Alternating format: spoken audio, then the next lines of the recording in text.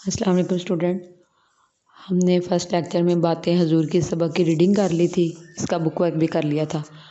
آج ہم اس کا کاپی ورک کریں گے۔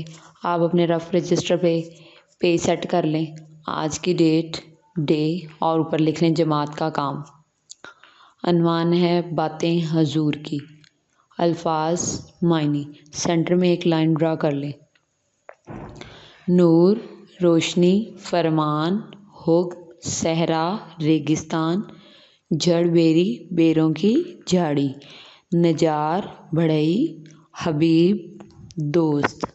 نیکسٹ آپ کے املا کے الفاظ ہیں: گلستان، صحرا، جڑ بیریوں، پیون، چولہا، رزق حلال، فیض۔ ان الفاظ کو آپ نے زبانی یاد کرنا اور زبانی اس کو لکھنا ہے، ٹھیک ہے۔ اس کے بعد نیکسٹ ہے الفاظ جملے۔ ذکر، ہمیں ہر دم اللہ کا ذکر کرنا چاہیے۔ نیکسٹ ہے صحرا، حضور صلی اللہ علیہ وآلہ وسلم صحرا میں بھی بکریاں چراتے رہے۔ نیکسٹ ہے پیون، حضور صلی اللہ علیہ وآلہ وسلم اپنے کپڑوں پر خود پیون لگاتے۔ نیکسٹ ہے رزق حلال، اللہ تعالیٰ کو رزق حلال پسند ہے۔ لاسٹ ہے حبیب، محنت کرنے والا اللہ تعالیٰ کا حبیب ہے۔ اس کے بعد نیکسٹ کوشچن آنسر ہیں آپ کے۔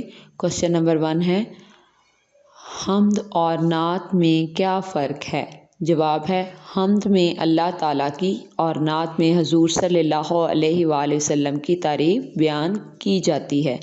کوشچن نمبر 2 ہے پیارے نبی نے بچوں کے بارے میں کیا فرمایا؟ جواب آپ صلی اللہ علیہ وآلہ وسلم نے فرمایا بچے گلستان کے پھول ہیں۔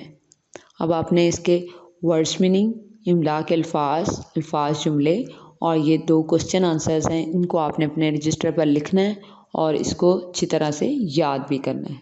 اللہ حافظ۔